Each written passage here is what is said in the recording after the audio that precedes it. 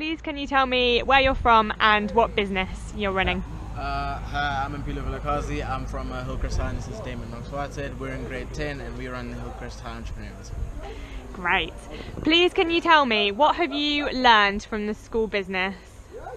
I think the biggest thing we've learned is the ability to adapt, to have an open mind and not to just conform, do what you're told, to think outside the box, and challenges will come and you're not always going to be prepared for what you have to face, and just be willing to make sacrifices and to make changes depending on the situation.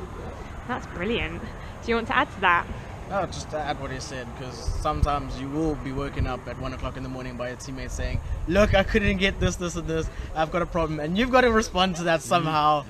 The night before, when your teammate can't get what they need, you have to make a plan. You have to make a plan, whether you got to wake up your mom and dad at like 9 o'clock at night, you have to make a plan. Yeah.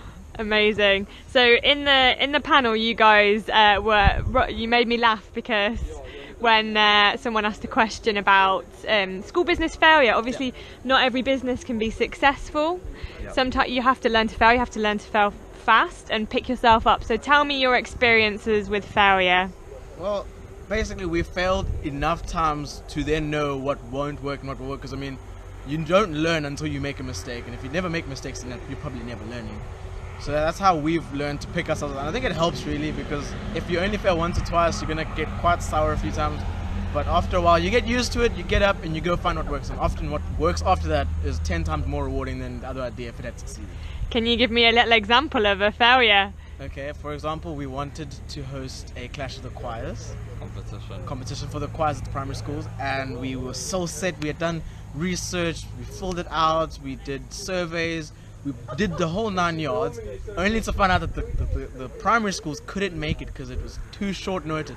To have the whole community ready for your event and then you're shut down by the people who have to participate, we were quite shattered, because we'd even done cost calculations, income calculations. We were excited, like, oh, we're going to make so much money, everyone's going to love us, it's going to put us on the map. But then we're trying it again next year. We're giving the primary schools notice now, and that way we can include more. We've learned from our mistakes, and now we're going to try just better our ideas based on the previous failures. Well done, guys. Brilliant. Okay, last question.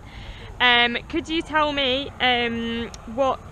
how working on the school business has changed your mindset in terms of what you might want to do with your future? Before I joined the Hillcrest High Entrepreneurial team, my mind was set that I wanted to become a mechanical engineer. Everyone always says to you when you're at school, oh, if you want to make money, be an engineer, be an accountant. It's where the money is at the moment.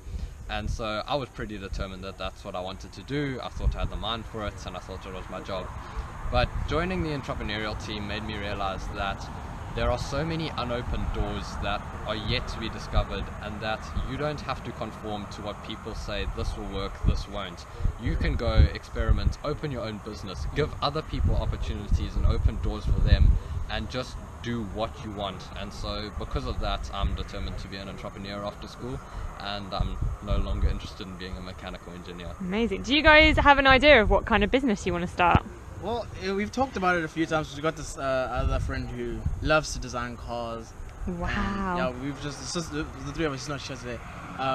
We've always spoken about opening a business together, maybe some sort of like manufacturing company or a service or a product. I love finances, so maybe financial services on the side. You love finances? Wow. I mean, accounting, most people don't know this, but accounting really gets me.